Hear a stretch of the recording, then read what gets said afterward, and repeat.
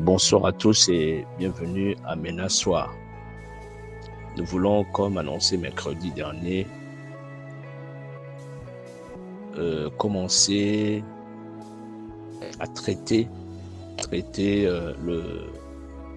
question qui nous a été posée, qui m'a été posée sur comment faire pour résister, dominer ou vaincre les désirs charnels. Et notre devoir en tant que berger, en tant que conducteur, en tant que père spirituel, c'est de vous apporter des réponses suffisamment claires afin de vous aider face à tous les défis de notre vie chrétienne, les défis de notre foi, les défis de notre âme. La Bible nous donne deux types d'exemples. Généralement, dans les enseignements que nous avons dans la Bible, nous avons deux types d'exemples.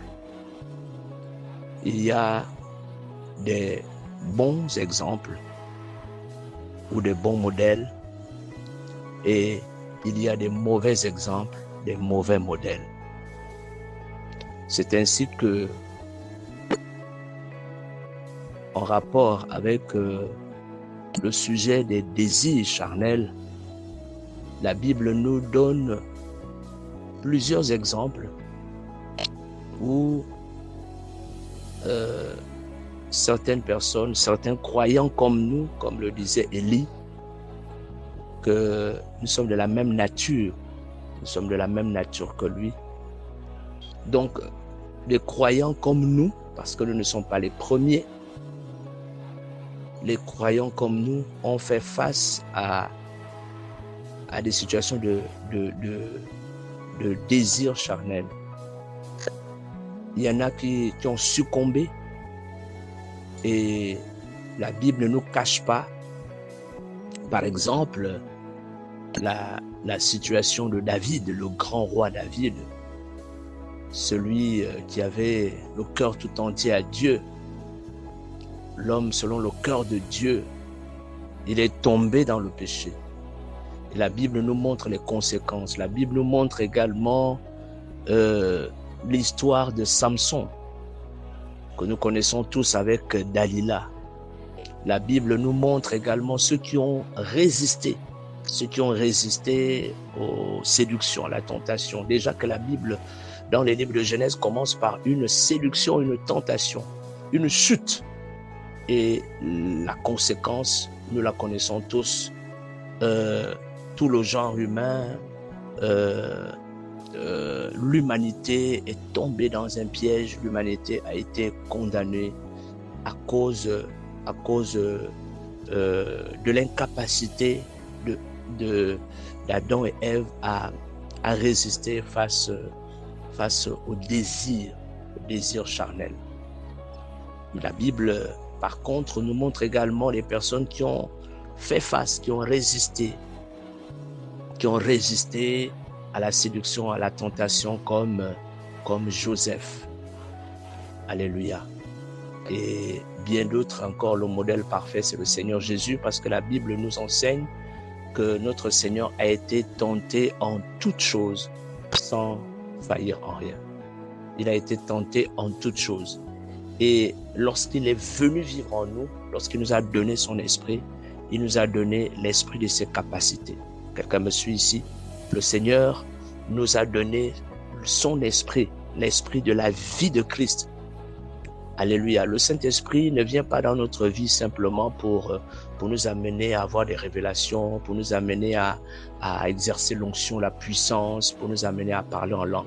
Mais le Saint-Esprit vient nous donner les capacités, les qualités de Christ. Le Saint-Esprit vient nous donner la nature de Christ. Le Saint-Esprit vient nous faire fonctionner comme Christ. Alléluia. Donc, lorsque nous comprenons ces choses, alors nous ne devons pas nous ne devons plus dire, nous ne devons plus penser que nous ne pouvons pas résister, nous ne pouvons pas nous relever, par exemple, après une chute. Alléluia. Donc ce soir, je voudrais rapidement toucher 3 points. Le premier, nous allons voir la définition ensemble, ce que c'est, à la lumière de la parole de Dieu, bien sûr, ce que c'est qu'un désir charnel. Ensuite, nous allons voir le processus du péché. Comment on tombe dans le péché. Comment l'homme fait pour tomber dans le péché. Je veux dire, comment le chrétien fait pour tomber dans le péché. Et ensuite, nous allons terminer par les risques, les conséquences lorsque nous tombons dans le péché. Quels sont les risques et les conséquences? Est-ce que la Bible parle des désirs charnels? Oui, la Bible parle des désirs charnels. La Bible nous aide à comprendre ce qu'est un désir charnel. Nous avons beaucoup de passages bibliques.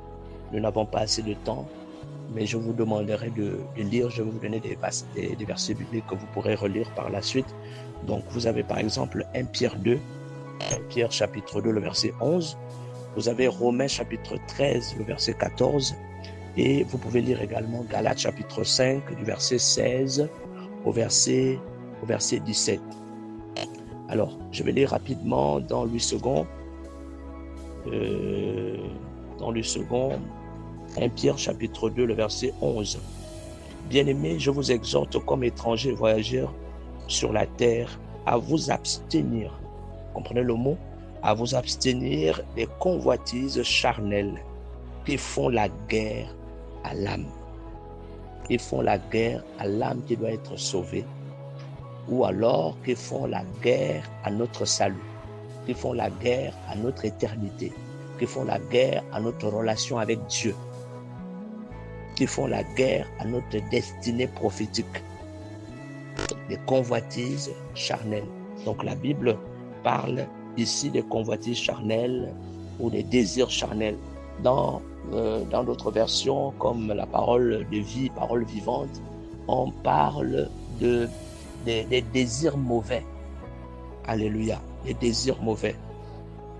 Dans Romains chapitre 13, le verset 14, il dit, mais revêtez-vous du Seigneur Jésus-Christ et n'ayez pas soin de la chair pour en satisfaire les convoitises. Pour satisfaire la chair, satisfaire la satisfaction de la chair, les désirs de la chair. Donc,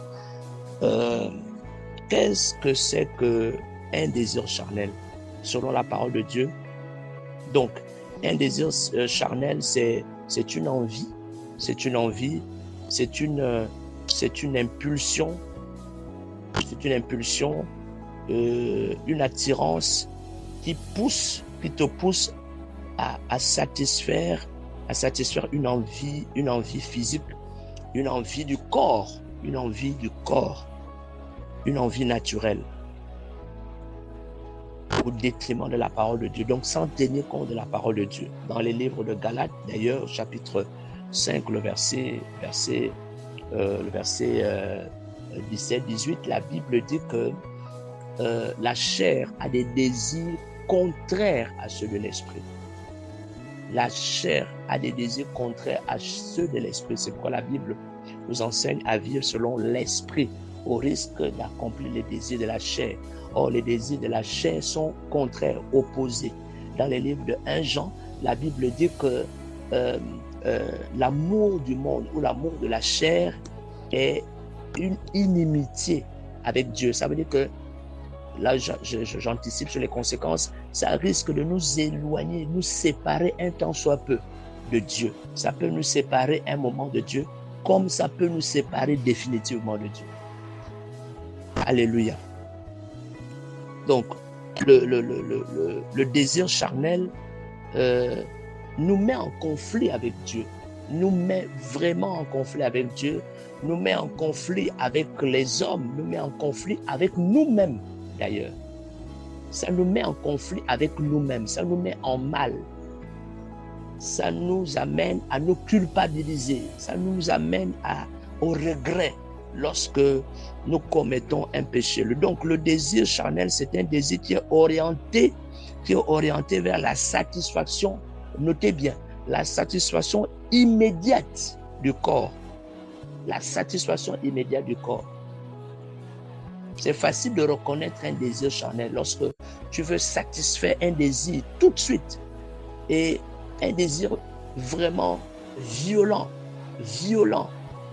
un désir qui te hante. Et notez bien le mot désir. Le mot désir est différent du besoin. Le désir est différent du besoin. Nous devons savoir faire la différence entre le désir et le besoin. Dieu n'est pas prêt à satisfaire à nos désirs. Il veut satisfaire à nos besoins. La Bible dit, faites connaître à Dieu vos besoins, pas les désirs. Parce que les désirs sont généralement orientés vers la chair, vers le corps. C'est le corps qui veut les désirs. Le corps peut désirer 1001 choses en même temps. Le corps peut désirer une chose et son contraire en même temps. Le corps peut désirer. Le corps fonctionne. Les désirs sont enflammés, animés par les sens. Les désirs sont éveillés par les sens. Les désirs sont activés à partir des sens, c'est-à-dire à partir de ce que mes yeux voient, à partir de ce que mes mains touchent, à partir de ce que mes oreilles entendent, à partir de ce que je goûte, ma langue goûte. C'est à partir de sens. C'est pourquoi la Bible dit que le juste vivra par la foi. Le juste vivra par la foi. Il ne vivra pas par la vue, c'est-à-dire par les sens. Si je vis par les sens, si je me laisse aller par rapport à ce que me dictent mes sens, à ce que me pousse à vouloir faire mes sens, ce qui est sûr et certain, je vais tomber dans le péché. Alléluia. Donc, quel est le processus? J'ai envie de faire court, c'est pourquoi je ne vais pas développer en profondeur. J'essaie de vous donner des idées simples, voilà, pour éviter de faire long. Alors, quel est le processus? Comment est-ce qu'on tombe dans le péché? Comment est-ce qu'on tombe dans le péché? Jacques nous l'explique. Jacques nous l'explique et j'aime la manière dont c'est dit dans la parole vivante, dans les livres de Jacques. Jacques, je crois, chapitre 1. Jacques, chapitre 1, à partir du verset 13, 12. Permettez-moi de me retrouver. Ok, Jacques, chapitre 1. Alors, le verset 13, il dit que personne en présence de la tentation ne dise c'est Dieu qui me tente et me pousse à faire le mal. Comprenez que la tentation t'amène à faire le mal, pousse à faire le mal. C'est différent de l'épreuve. L'épreuve, c'est pour t'améliorer. L'épreuve, c'est pour te fortifier. L'épreuve, c'est pour te corriger. Mais la tentation te pousse toujours au mal. Donc, à violer la parole de Dieu. Donc, Dieu lui-même est inaccessible à la séduction au mal. Il ne va donc pas pousser les autres à le commettre. Non, Dieu ne tente personne. Verset 14, il dit, voilà plutôt ce qui se passe lorsque nous sommes tentés. Voici comment se déroule le péché. Voilà, il nous donne le processus du péché. Comment ça se passe? Il dit, lorsque nous sommes tentés, ce sont les mauvais désirs que nous portons en nous qui nous appâtent, nous séduisent et nous entraînent. Or, le mauvais désir, si nous lui cédons, conçoit et donne naissance au péché.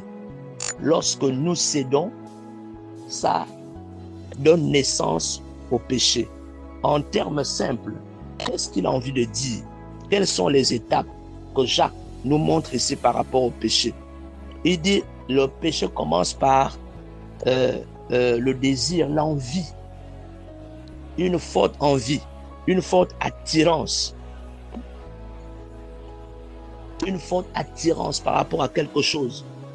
Je parlais, n'oubliez pas l'essence. C'est toujours animé par l'essence. C'est toujours.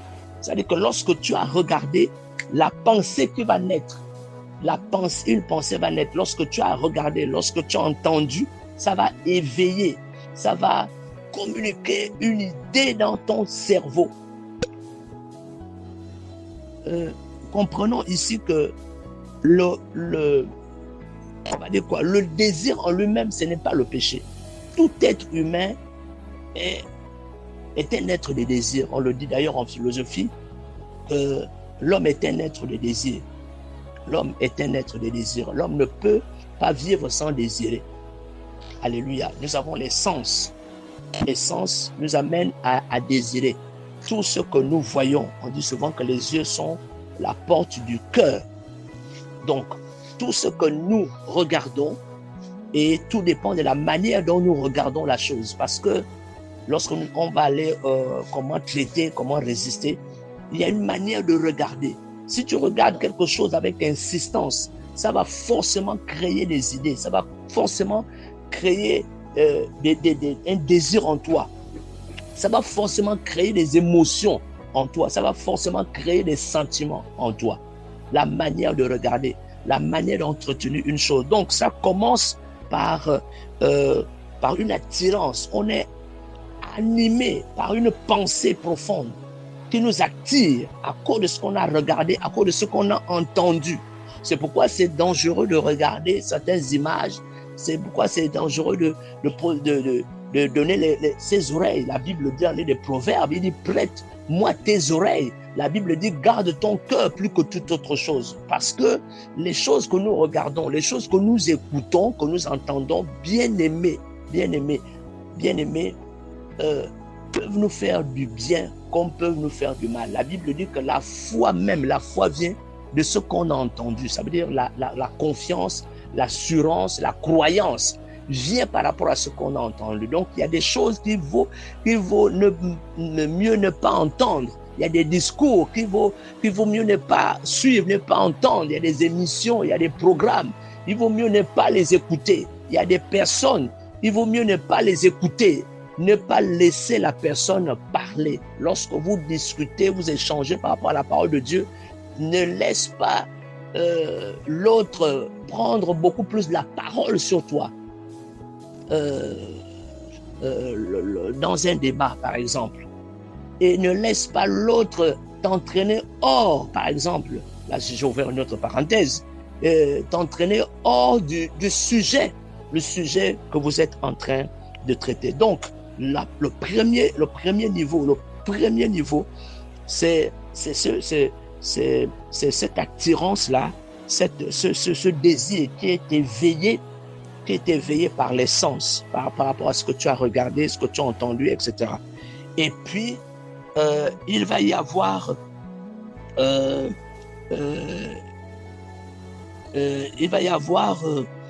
une pression à l'intérieur de toi. Voilà, parce que les émotions qui vont naître, ces émotions-là forment une pression à l'intérieur de toi, dans tes pensées, dans ton cœur. Amen. Donc cette pression-là peut même aller jusqu'au niveau des rêves. Là, vous devez vraiment faire attention quand ça occupe ta pensée.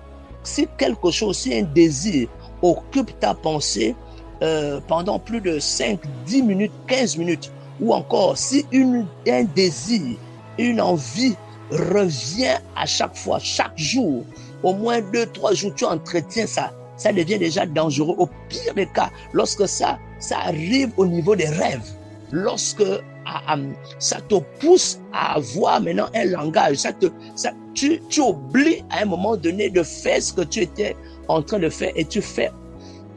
Parce que le désir est très puissant, le désir est très fort. Ça te désoriente, ça te pousse à faire autre chose. C'est pourquoi quand la Bible parle du péché, la Bible parle de sortir de la voie. Le péché en grec, c'est sortir de sa route.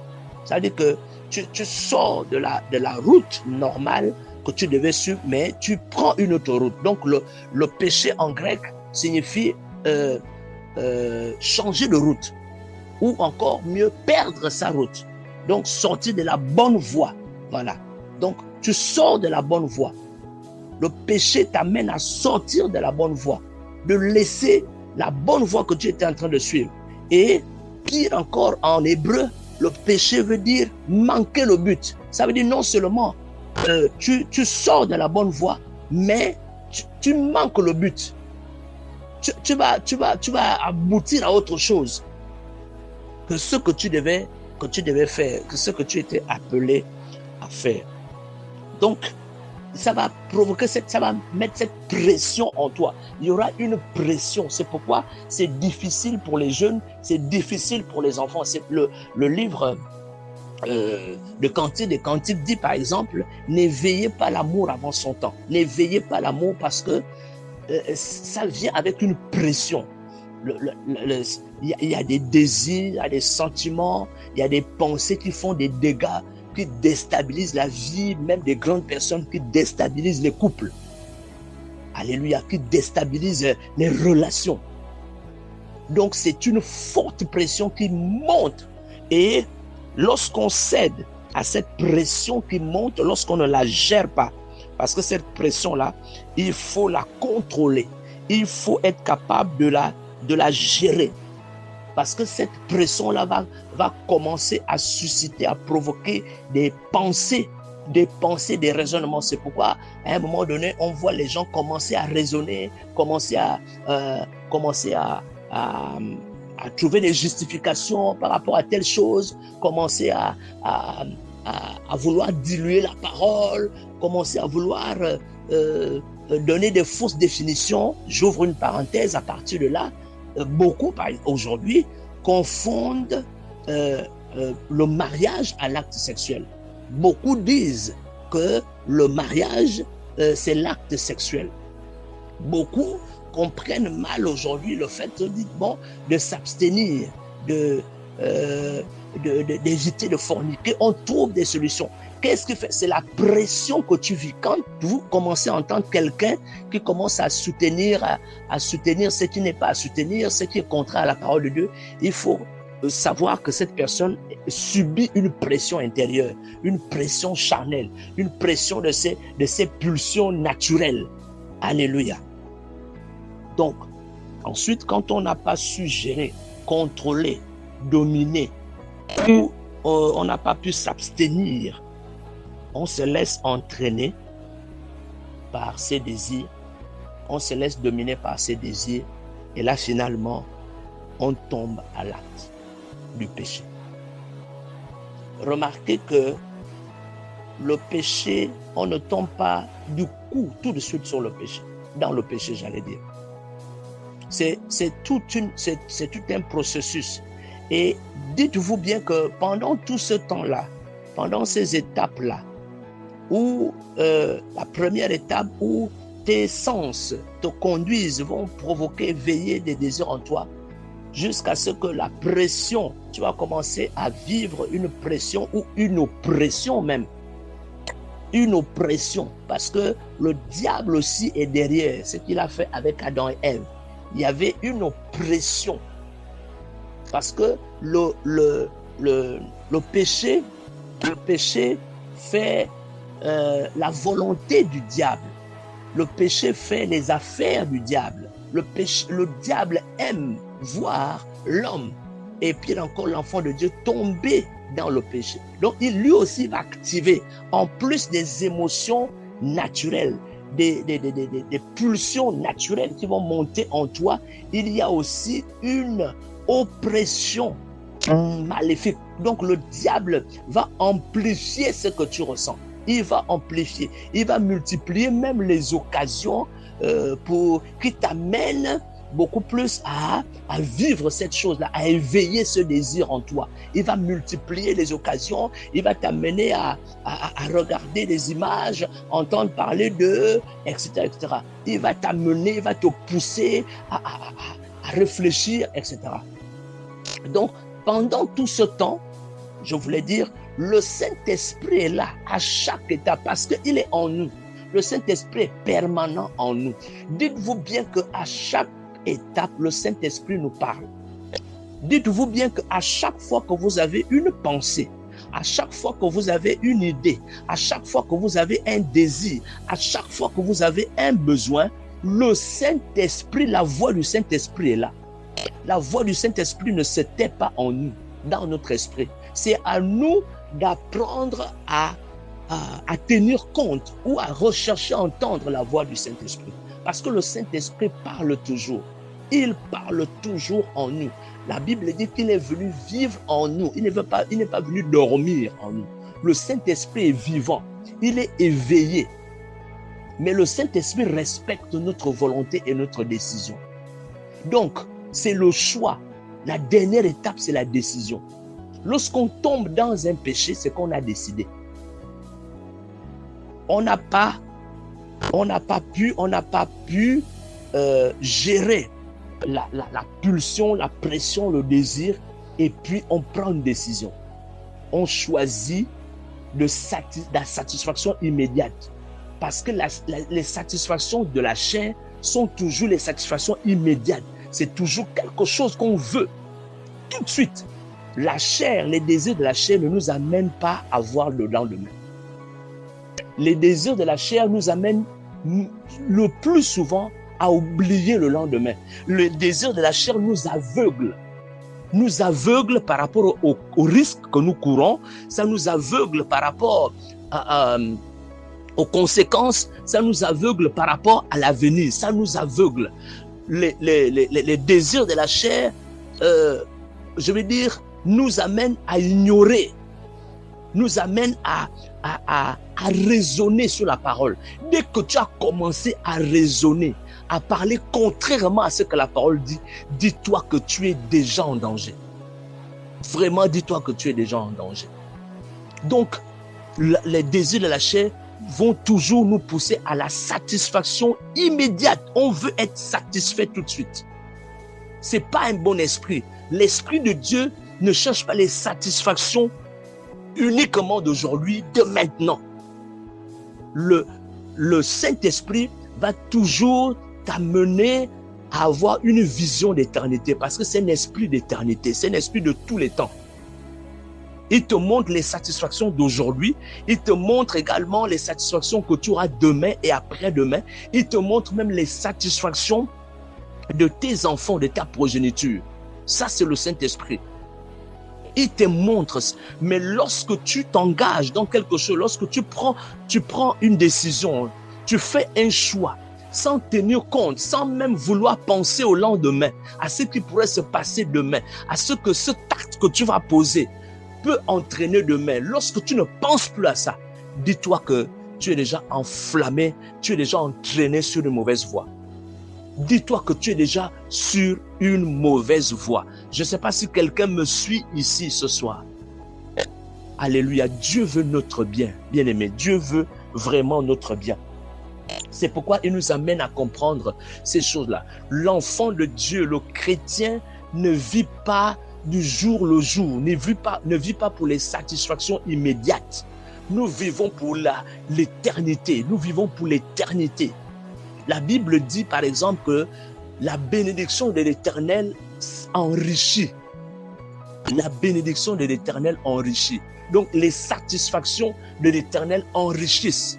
Nous devons chercher les satisfactions qui vont nous enrichir, qui vont nous élever, qui vont nous amener plus loin. Alléluia. Et la Bible dit, le même texte dit que « et ne se font suivre d'aucun chagrin ». La bénédiction de l'Éternel seul enrichit et ne se fait sur d'aucun chagrin. J'ai le temps de me poser des questions. J'ai le temps. Je vis avec le Saint-Esprit. Le Saint-Esprit est mon partenaire. Le Saint-Esprit est mon confident. Le Saint-Esprit vient pour assurer ma joie de tous les jours. Le Saint-Esprit vient pour assurer mon bonheur de tous les jours. Vient pour assurer ma paix de tous les jours. Bien-aimés, nous ne pouvons plus être heureux. Nous ne pouvons plus être en paix. Nous ne pouvons plus être prospères sans le concours du Saint-Esprit. Ce n'est pas possible. La Bible dit dans Acte 9, verset 31, que l'Église était en paix et prospérait avec l'assistance du Saint-Esprit. Tu comprends ça? C'est seulement avec l'assistance du Saint-Esprit, la compagnie du Saint-Esprit, la direction du Saint-Esprit, l'intimité du Saint-Esprit, que tu vas garder ta paix. Parce que si tu ignores le Saint-Esprit à un moment donné de ta vie, si tu ignores le Saint-Esprit dans tes choix et dans tes décisions, tu vas perdre ta paix. Tu risques de perdre ta paix, tu risques de perdre ta joie, tu risques de perdre ton bonheur, ta bénédiction. Tu risques vraiment de compromettre tes relations, tu risques de compromettre tes projets, tes rêves. C'est le Saint-Esprit qui est venu pour nous faire réussir, bien-aimés. C'est le Saint-Esprit. Attachons-nous au Saint-Esprit. Ne nous amusons pas à vivre sans le Saint-Esprit. C'est pourquoi Paul a dit, marchez selon l'Esprit. Marchez selon l'Esprit. Ça veut dire marcher avec l'Esprit. Marchons avec l'Esprit. Choisissons avec l'Esprit. Prenons les décisions avec l'Esprit. Si nous faisons sans l'Esprit, nous allons toujours regretter.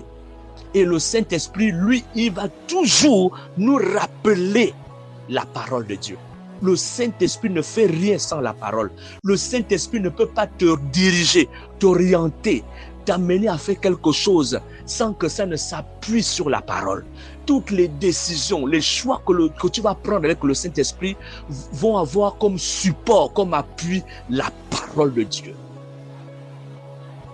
Je termine ce soir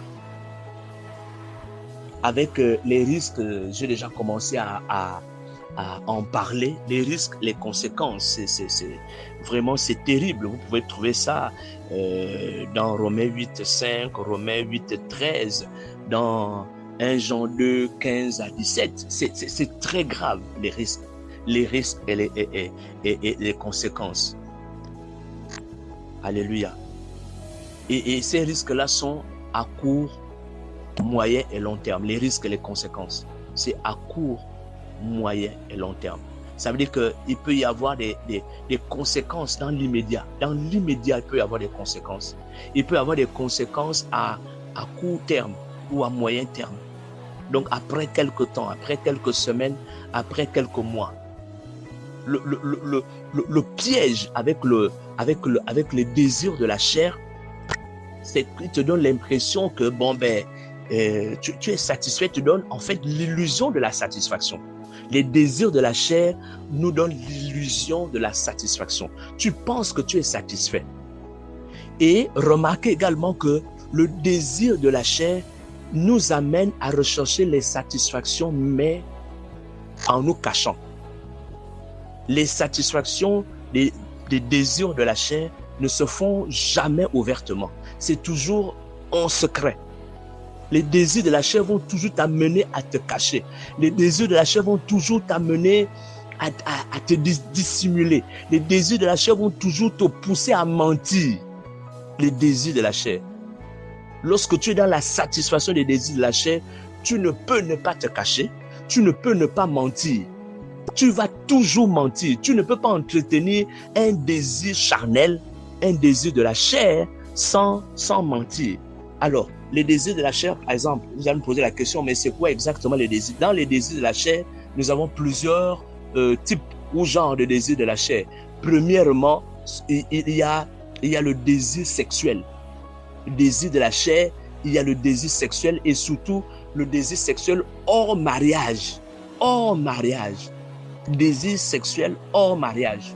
Ça cause des dégâts dans la vie des enfants de Dieu. Ça cause des dégâts dans les foyers, ça cause des dégâts dans les familles, ça cause des dégâts ça détruit les destinées, ça détruit les relations humaines, ça détruit les relations. Ah Seigneur, comment dire? Ça détruit les relations en famille, les relations dans l'église, les relations au travail, les relations dans les affaires. Vous avez souvent entendu les gens dire que les affaires, le travail reste le travail. On ne mélange pas les sentiments au travail, aux affaires. Parce que ça détruit. Ça détruit même ceux qui sont dans les corps. Nous le voyons souvent dans les films. Lorsque des policiers mènent une enquête, par exemple, s'il y a une réalité de sentiment à l'intérieur, on va retirer l'affaire à ce policier. Parce qu'on ne peut pas, ça ne se mélange pas. Ça déstabilise l'homme, vous savez.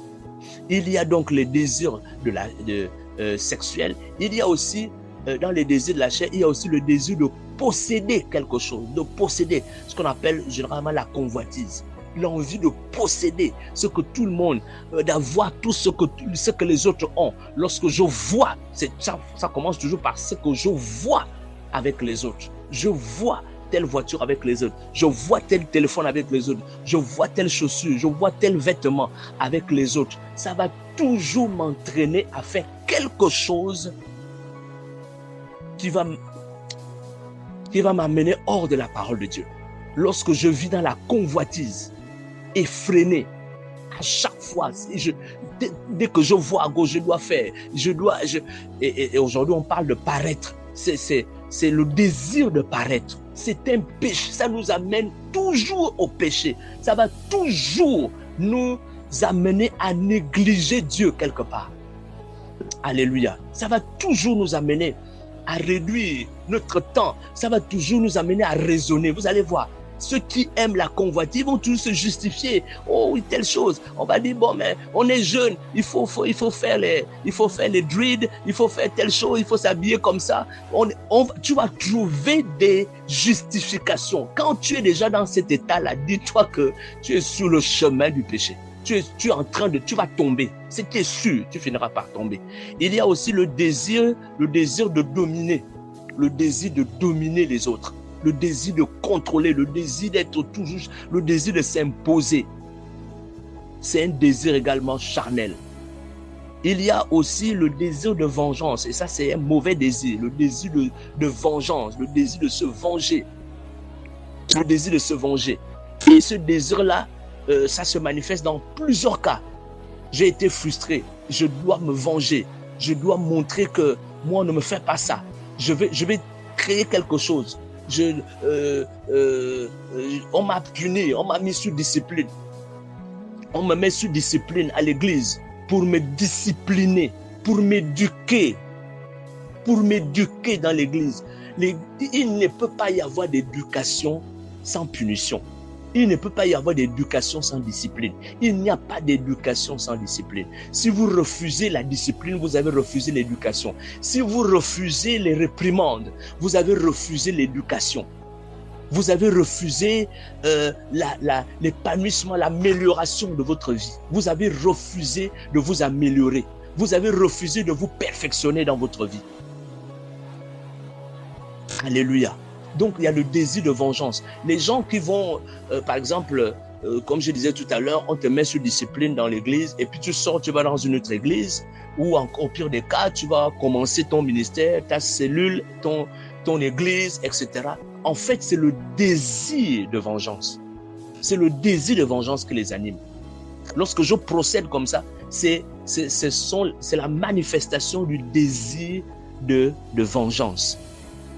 Alléluia. Donc, voici un peu quelques cas de désirs. Vous pouvez encore trouver d'autres désirs charnels. Donc, les conséquences sont graves, bien aimés. Les conséquences sont graves. Les conséquences sont à court terme, moyen et long terme.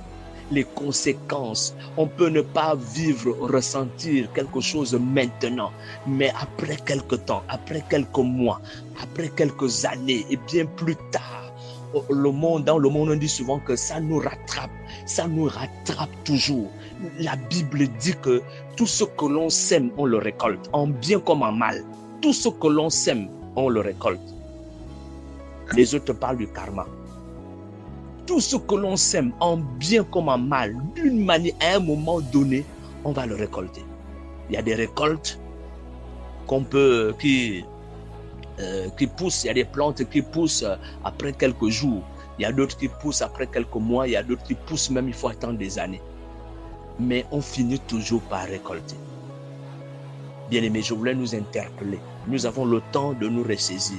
La Bible, nous le verrons la prochaine fois, comment la Bible nous aide, comment Dieu nous aide à éviter, comment on peut faire pour éviter, pour résister, pour vaincre, comment on peut faire pour nous relever lorsqu'on est tombé. Et ensuite, enfin, nous allons voir le devoir, le rôle de l'Église. Quand quelqu'un est tombé, qu'est-ce qu'on fait? Qu'est-ce que l'Église peut faire, doit faire pour aider cette personne? Parce que l'Église, je vais terminer, l'Église est une armée. L'Église est une armée, c'est un corps d'armée. Et comme tout corps d'armée, lorsque nous sommes en guerre, on ne laisse pas un soldat au champ de guerre. Ça, c'est la loi militaire.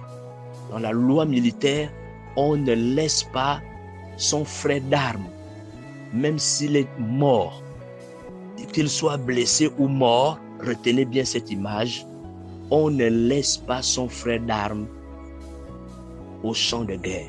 On ne laisse pas son cadavre au champ de guerre. On ne laisse pas son frère d'armes blessé au champ de guerre. Alléluia. Donc, c'est le devoir. L'Église a un devoir. Et quand on parle de l'Église, on va le voir. Qui est l'Église? Parce que souvent, on se dit que c'est le pasteur qui doit faire. C'est les pasteurs qui doivent faire. L'Église, c'est qui? L'Église, c'est qui? Alléluia. Donc, voici ce que je voulais partager avec vous ce soir. Cette exhortation n'a pas pour but de condamner quelqu'un, mais vraiment pour aider. Pour dire que Dieu nous a tout fait pour nous aider, pour que nous soyons forts. Nous sommes appelés à être forts en Christ. La Bible dit dans les livres d'Éphésiens chapitre 4, il dit qu'il a fait les uns comme apôtres, prophètes, évangélistes, pasteurs et docteurs pour le perfectionnement des saints. Et la suite, au verset 13-14, il dit afin que nous ne soyons plus vacillants.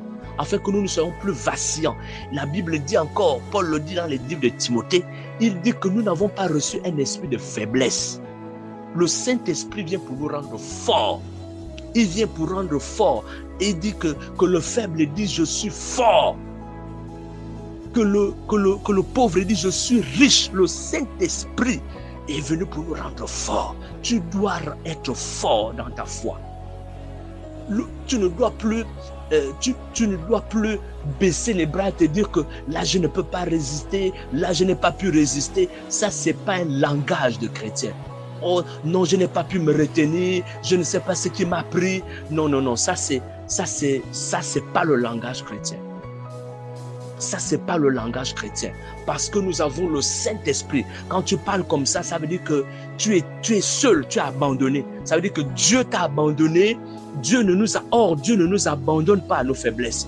Dieu ne nous abandonne pas lorsque nous sommes dans la tentation. Il ne nous abandonne pas. Nous ne sommes pas seuls dans la tentation. Et la Bible dit, Paul le dit dans les 2 Corinthiens, il dit que il ne nous laissera pas être tentés au-delà de ce que nous avons comme force en nous. Nous avons la force, nous avons la capacité de résister, nous avons la capacité de vaincre, nous avons la capacité de repousser le diable. C'est ce qui fait la grâce dans la nouvelle alliance. C'est ce qui fait l'avantage. Jésus a dit qu'il est avantageux pour vous que je m'en aille, afin que le consolateur vienne habiter en vous. Nous avons le Saint-Esprit en nous, bien-aimés. Nous avons le Saint-Esprit en nous. Donc, lorsque nous tombons, c'est que nous avons ignoré le Saint-Esprit. Nous avons ignoré la voix du Saint-Esprit. C'est que nous avons refusé. Il y en a qui refusent même d'écouter le Saint-Esprit. Parfois, le Saint-Esprit nous parle. Parfois, il parle par des personnes intermédiaires. Il nous interpelle par des situations, des circonstances. Tu étais en train de vouloir te cacher. Et puis, paf, il y a quelqu'un qui arrive. On te découvre. C'est le Saint-Esprit qui est en train de te dire, je te vois, arrête ce que tu veux faire. Dieu ne nous laisse jamais. Et un enfant de Dieu ne tombe jamais dans le péché sans que le Saint-Esprit ait essayé de l'aider et de l'épargner. Non. Dieu ne peut pas nous laisser. Il ne peut pas nous sauver. Il ne nous a pas rachetés pour nous abandonner dans la rue. Nous ne sommes pas des enfants abandonnés. Nous ne sommes pas des orphelins. La Bible dit qu'il ne nous a pas laissés comme des orphelins. Tu n'es pas orphelin. Tu peux te ressaisir.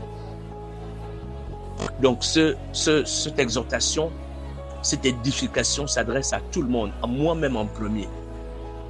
Ça s'adresse à tout le monde. Ça s'adresse à celui qui n'est pas encore tombé. Ça s'adresse à celui qui sent une pression, que tu sens que tu vis une pression en toi. Oh, j'ai une bonne nouvelle. Nous allons régler cette affaire. Tu vas avoir la solution. Suis-moi la prochaine fois. Suis-moi mercredi prochain. Nous allons apporter des solutions. Comment tu peux faire lorsque tu sens cette pression en toi, quand tu sens cette pulsion en toi? Comment tu peux faire pour vaincre, pour résister, pour repousser cela? Alléluia. Il y a aussi une solution pour toi. Toi qui es déjà tombé. Tu es tombé dans ce péché. Tu es tombé. Et tu veux te relever parce que le Seigneur t'aime. Le Seigneur aime voir ses enfants debout. Le Seigneur n'aime pas voir ses enfants tomber. Un enfant de Dieu ne reste pas là où il est tombé. Un héros ne reste pas là où il est tombé. Il peut arriver à un héros à un moment donné de tomber. Tu peux perdre une bataille, mais tu ne dois pas perdre la guerre. Tu dois te relever. Et le Saint-Esprit est là pour t'amener à te relever, pour que tu sois fort physiquement, mentalement, spirituellement. Tu dois être fort dans ton caractère. Tu dois être fort dans ton caractère.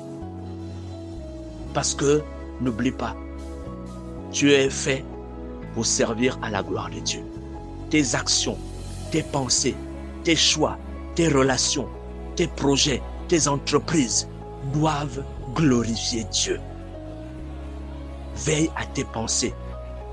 Dans les livres de Philippiens, au chapitre 4, verset 8, la Bible dit au reste, frère, que tout ce qui est pur, que tout ce qui est vrai, tout ce qui est juste, tout ce qui mérite l'approbation soit l'objet de tes pensées. Alors ce soir, tu peux commencer à vérifier tes pensées. Vers quoi t'amènent tes pensées? Est-ce que tes pensées sont toujours en accord avec la parole? Est-ce que tu commences déjà à raisonner par rapport à la parole? Est-ce que tu commences à vouloir justifier? Est-ce que tu commences à vouloir tordre la parole? Est-ce que tu commences à vouloir résister? Est-ce que tu commences à vouloir murmurer par rapport à la parole, par rapport à ce sur quoi on t'interpelle? Est-ce que tu es en train de raisonner? Est-ce que tu es en train de résister? Est-ce que tu es en train d'ignorer le Saint-Esprit quelque part? Alors, j'attire ton attention. Père, merci Seigneur pour ta parole. Elle est puissante. Oui Seigneur, elle est efficace pour transformer les situations, pour relever tes enfants. Il y a assez de puissance, il y a assez de force dans ta parole, il y a assez de force en toi, Saint-Esprit, pour nous aider à nous relever, pour nous rendre capables de résister et de vaincre, Seigneur, les désirs de la chair. Oui, Seigneur, merci Seigneur, merci Seigneur, merci pour, Père, pour ce que cette parole va faire dans les cœurs, dans les pensées de tes enfants. Au nom de Jésus, merci de la justice, Seigneur, Seigneur, ce que je n'ai pas pu dire. Ah, Seigneur, oriente, sers-toi de cette parole au nom de Jésus, Seigneur, pour guérir, pour relever, pour discipliner un cœur, pour discipliner, pour fortifier quelqu'un au nom de Jésus-Christ de Nazareth, parce que tu nous parles toujours par amour. Je déclare bon sommeil à tous au nom de Jésus. Amen.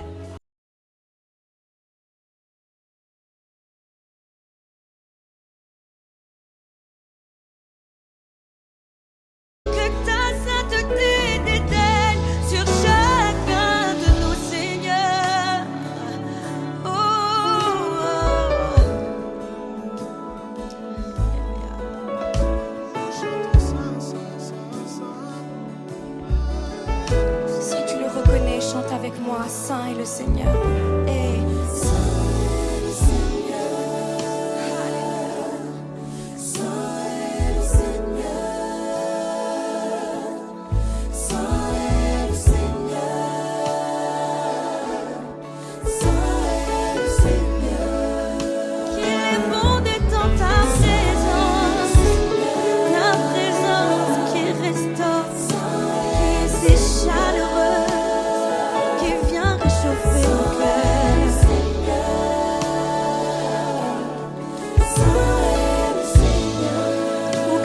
Chante avec nous, Saint est le Seigneur. Alléluia. Saint est le Seigneur. Saint est le Seigneur. Alléluia. Saint est le Seigneur. Chante avec moi, grand est le Seigneur, grand est le Seigneur. Pense au miracle qu'il a fait dans ta vie. Et sache qu'il va encore en faire des miracles. Parce qu'il est grand.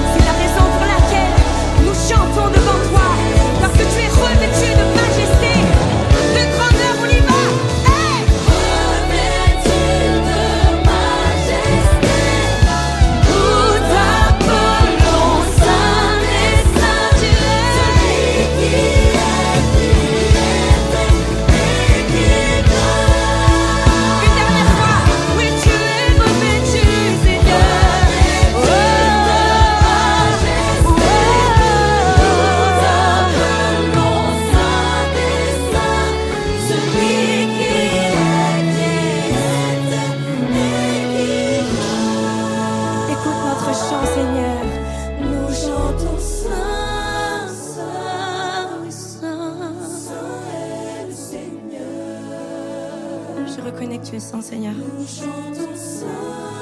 Que toutes les choses qui étaient sales dans ma vie, Seigneur, tu les as sanctifiées. Merci, Seigneur. Nous chantons ça.